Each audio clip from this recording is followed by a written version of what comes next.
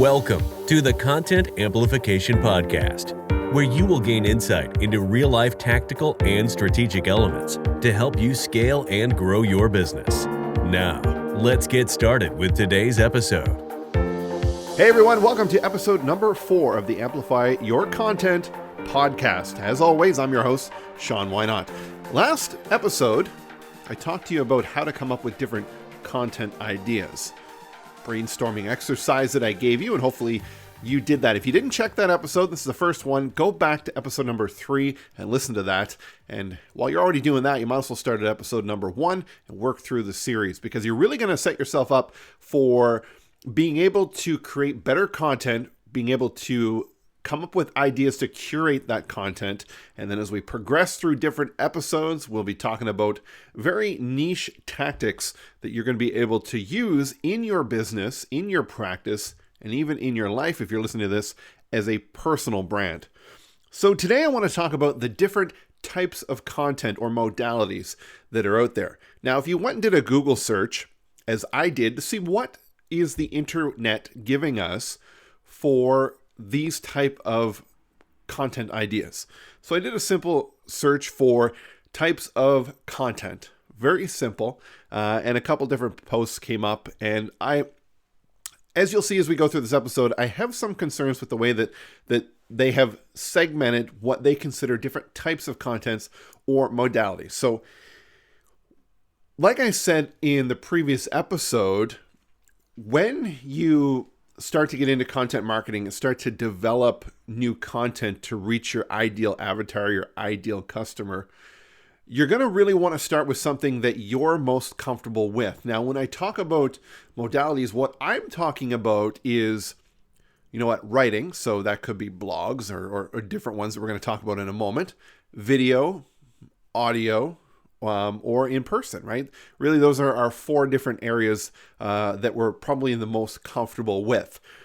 Now, starting at the top with writing, there's a bunch of different things that you could do.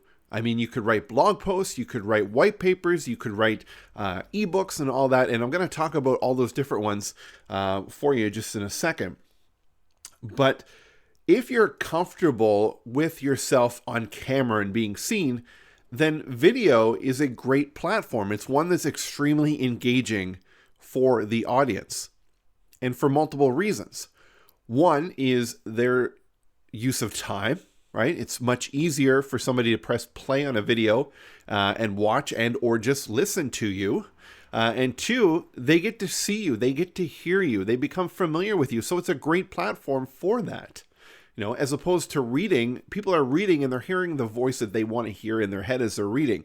And they take in any of those preconceived emotions that they have going on in their life at that current time when they're reading that content. So getting across the intended meaning of your content is a little harder in written form as it is in video form, which is a lot easier. And then audio, just like this here, the podcast, you get to hear me. You don't get to see me. You can obviously check out a picture on the website, but you get to hear my voice. You get to hear the tonality of the way that I deliver this content. So if I say, this is extremely important, so pay attention, right?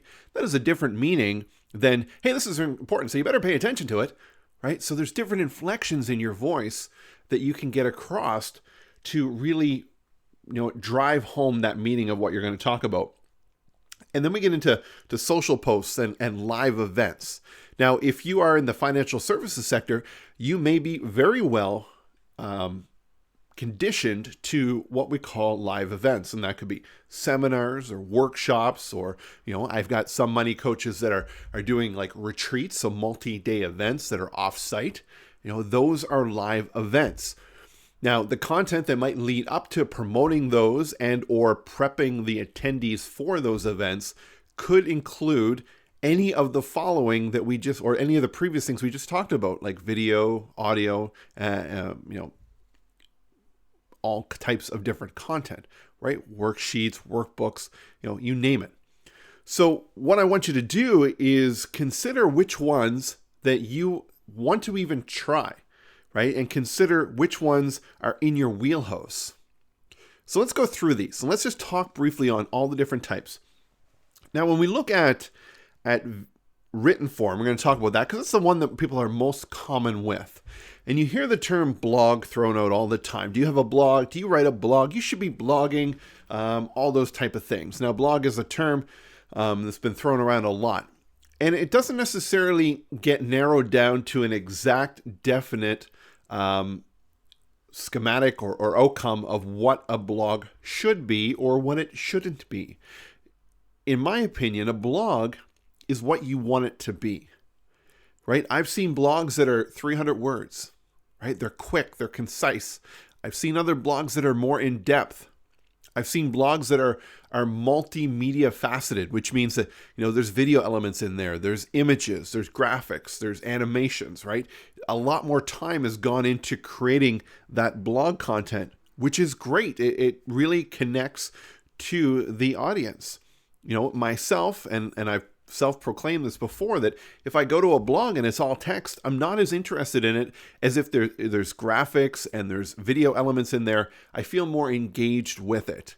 And in a future episode, we're going to talk about how to build out a really engaging blog post so that you can generate more leads and convert more traffic for that, but that's not for this episode.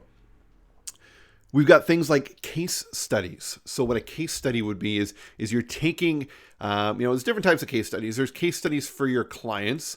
So, if you're trying to attract a certain other client to your business, then you could make up a particular fictitious character, right? And you can set that scenario of, here's Jane and Joe, right? They live in suburban Toronto and they make this much income, but they have this much debt, right? And, here's how, here's the concerns they have, blah, blah, blah, blah, blah. When they came to us, and this is all fictitious, right? So when they came to us, this is what we did, and now they're blah, blah, blah. They're living a lavish life that they wanted, debt-free, and they can have a vacation with the kids every year, right? Something along those lines. Right? And the idea behind that is you want people to connect with it and understand it. Now, the better use of case studies is actually profiling somebody that you have done work with, right? So a before and after.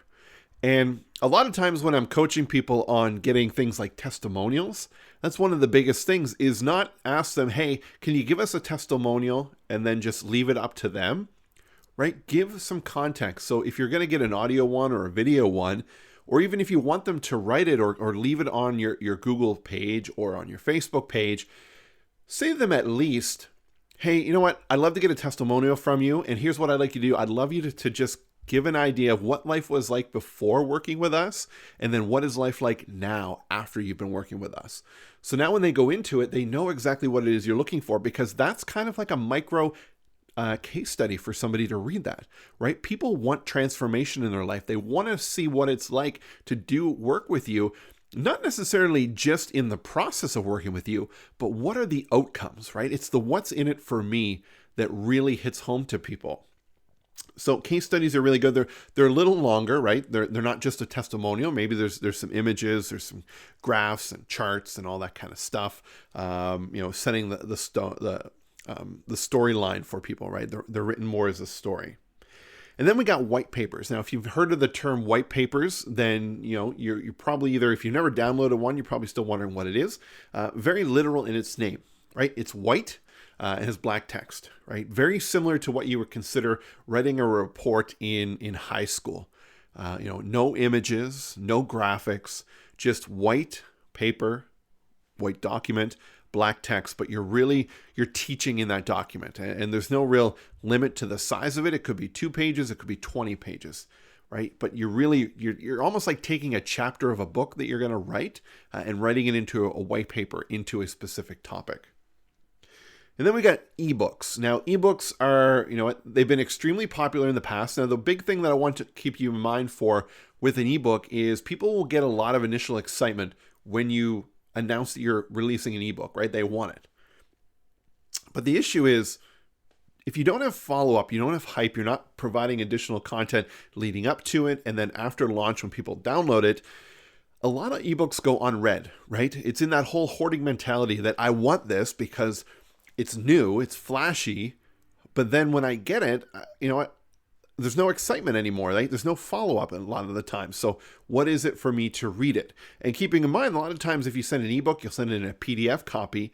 And, unless somebody's sitting in front of their computer, they're not going to read it. So ebooks are really great if they're very niche minded, right? They're very focused on a specific topic, a specific problem.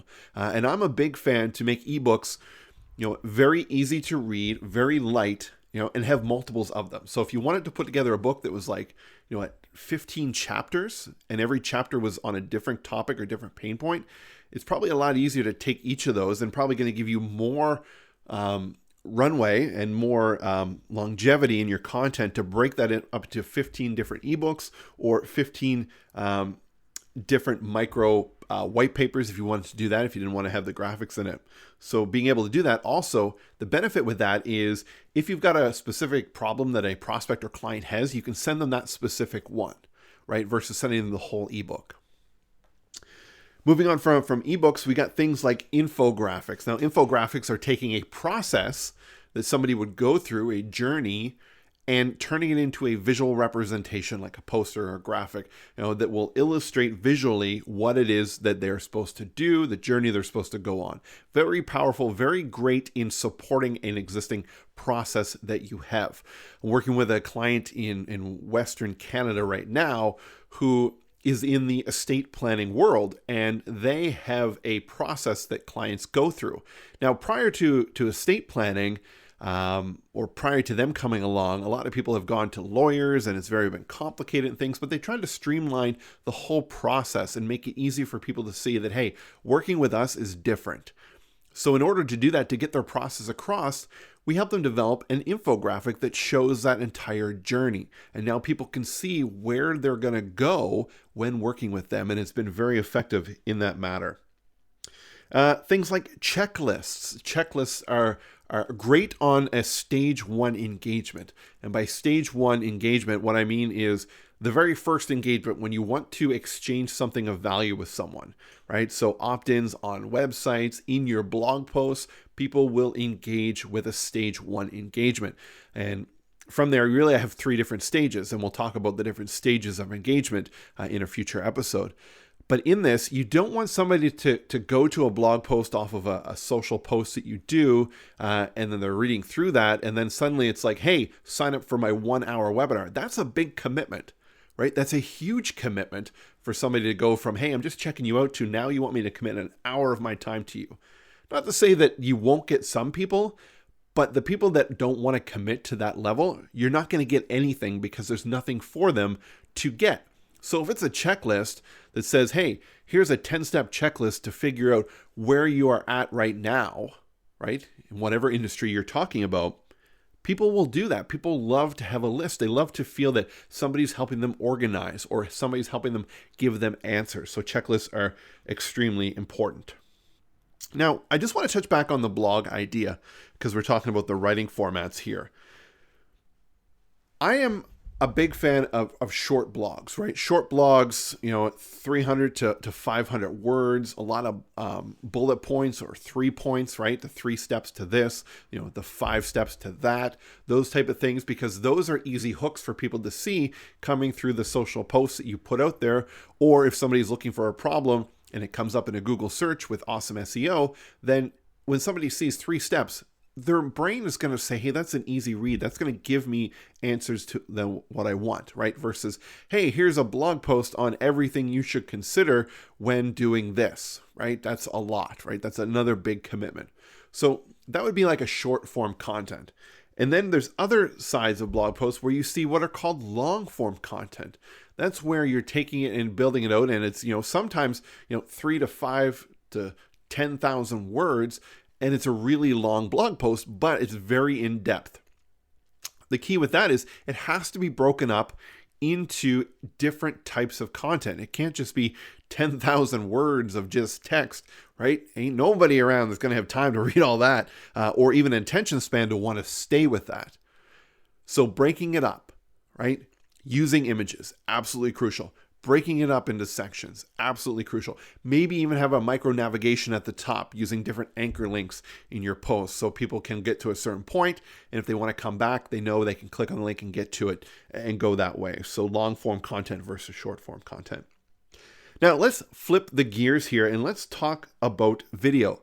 My initial background 20 years ago was as a television videographer, technical television producer was really what my diploma was coming out of school. So did a lot of live video, a lot of sports video, news reporting, things of that nature, and then naturally progressed my business into video production, marketing, and all those different elements of it. But video to this day is still a huge game changer when it comes to getting your message out to people.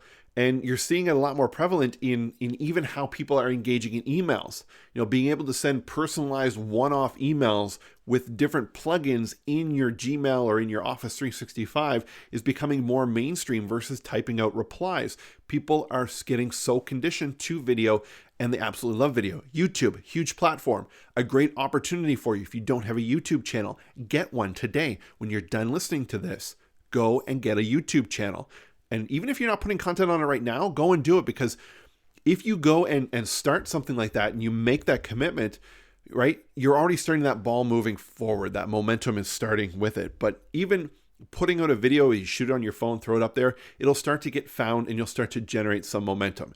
You're probably not going to get hundreds and thousands of subscribers, in the first couple months, but it takes some time. And we're seeing that in our channel as well. Once that momentum starts, then the subscriber base starts to go up higher and higher. But like I said in the opening of this episode, video, because they can see you, they can hear you, it's a great engaging platform. And when I first started making videos for businesses 15 years ago, we were making 10 to 15 to 20 minute videos, promotional videos, marketing videos. You're never going to see that now, right? We are now making 10 to 15 to 20 individual 1-minute videos on very specific micro topics, because that's the society that we're in, right? We're so busy that it's easy to consume something quick on a very specific topic than something long on multiple topics. Podcasts, just like this, extremely, barrier-free to get into. I mean, if you can get a microphone and you've got one in your pocket, if you're carrying a phone around at the bare minimum, even if you got an iPhone, take the voice memo, you can record that. You can start podcasting that way. Very easy to get started. But if you really want to leverage it and build a tool, an asset for your business, then there's some thought and process that needs to go into thinking about it. And just a little plug here, I just actually launched a program called the Podcast Prep School, where we will work together with you one-on-one to help you think through and vet out your idea, format your show, figure out what's the best process for you to record it, whether it's going to be you talking like I am to a microphone solo, or if you're going to have guests. And there's different platforms and different formats for the show that are going to be extremely important. And then how do you technically record it? How do you edit it? How do you get it online? How do you promote it? These different steps that go into it. So if you want to check that out, you can go over to our website, amplifymycontent.com, and you'll see a link there for the Podcast Prep School. But podcasts, extremely valuable, not necessarily always just to be used for getting new clients. A podcast can be extremely powerful, and I've seen it be used this way for existing clients, to keep them engaged, to keep them nurtured throughout the entire process of working with you, even after working with you. You got to service those clients after the sale, as well as trying to bring in those new prospects. So you might be in a position where you would be able to create multiple different podcasts for different audience that you have. And the last two I want to talk about are social and live events. So we're going to talk about social first. When I use the word social, you can use social media, whether it's LinkedIn, Facebook, Twitter, Instagram, all the different ones that are out there, for two different ways. For one is to share your other content that you created. So your videos, your opt-ins for your white papers, your downloads, all that kind of stuff. You can do your videos up there. You can do live videos. But there's a way to use social media to create content. And this is a method that we use, and we use it with great success. And this is where we coach our clients to do this, is to be able to create your content in different groups that are targeted towards your niche avatar. And when you're going there, you're creating content in there to try to get some engagements. And then once you get that engagement, then you're going to start to build those relationships with those people who are either commenting, liking, or sharing your content that you're creating in there. So there's a mishmash of different methods and frameworks for that. And that's the purpose of Amplify the Content, or Amplify My Content, is we want to be able to give you all these different methods to grow your professional business to the highest capacity, so you're not working yourself to the bone every single night. And last but not least is live events. I love live events. Live events are fantastic. But here's the problem with live events when you haven't really thought out the process. If you're starting to do live events, whether you're going to put on a seminar, a workshop, or even a conference, is you might fall victim to getting so focused on the live event that you haven't focused enough energy on getting the momentum high in your audience to the event and continuing that momentum after. Raise your hand, right? How many people have been to an event? It's been awesome. The content is great. You leave so pumped up. You go back to your office and work happens. You forget about it. There was no follow-up. There was no continued momentum to keep you amped up so that you start to get the results of things that you self-committed to at that event, right? I've got my hand raised. You can't see it. I have done that, right? I've been there and I've experienced that where, you don't hear from those people after that. There's no follow-up. There's no course of momentum continuation that's happening from that. So what you want to do is you want to make the experience of the event before, during, and after, right? So you want to know that if you're giving people takeaways for things that they are to do at your event, things that they're committing to do after the takeaways, that you're putting a system or a process in place to make them successful so that they are going to be able to continue that and follow through on that success after the fact. Whether it is going to be, and here's a great tactic, especially if you're in the financial services factor, is if you go out and you do a seminar on a certain topic like retirement, and then you give them a tool to maybe self-audit their retirement, offer them a time to say, hey, you know what?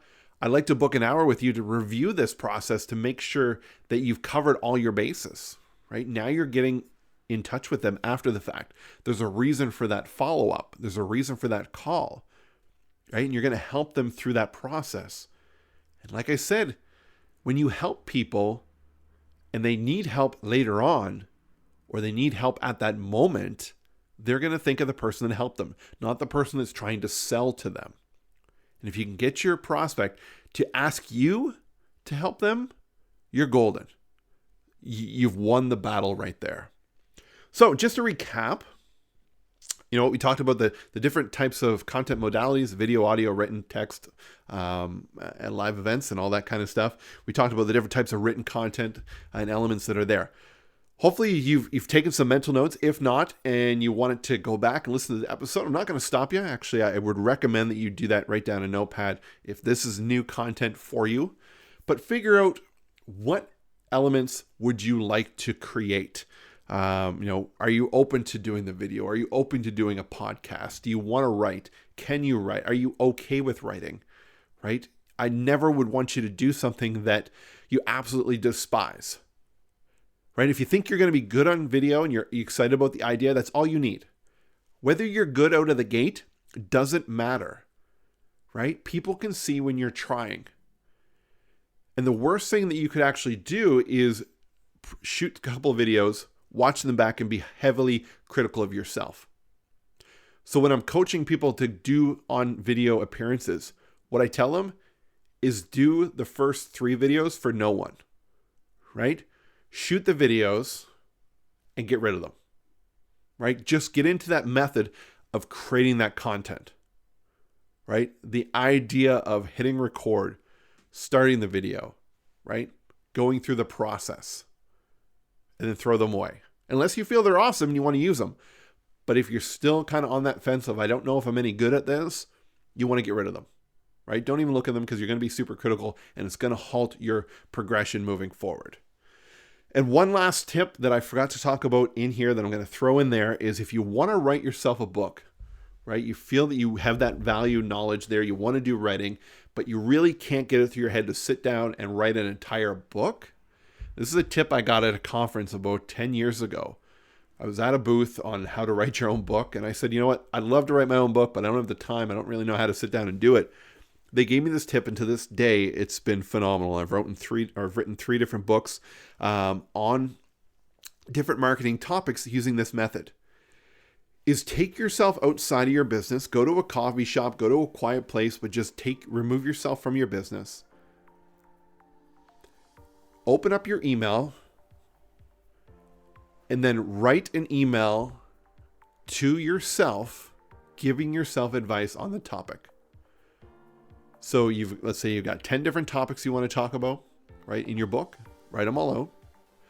And then take one, right? Put in the subject line. Write yourself an email as if you're giving yourself advice on how to fix that and overcome that problem. Send it to yourself. Once it comes in, throw it in a folder. Right after about 10 times of this, 10 weeks, however frequent you want to do it, you take those all out. Now you've got your book. You've got the content for that, right? It's a great method to writing your content. So this episode, like I said, was about the different types of content. We went a little long, and hopefully you still stuck with me through this. And if you got any questions, please, wherever you're listening to this, comment, reach out to me. I'm here to help. I want to make sure that your content and you're very comfortable with it, that you absolutely love what you're putting out, your clients love it, and your business is growing. So if you want to hear more, you want to find out more about amplifying your content, you can go and find us at amplifymycontent.com. Love to see you over there. And until the next episode, keep creating great content and help you grow your business. Thank you. Thanks for listening to the Content Amplification Podcast. If you have questions about how you can amplify your content strategy, go to amplifymycontent.com.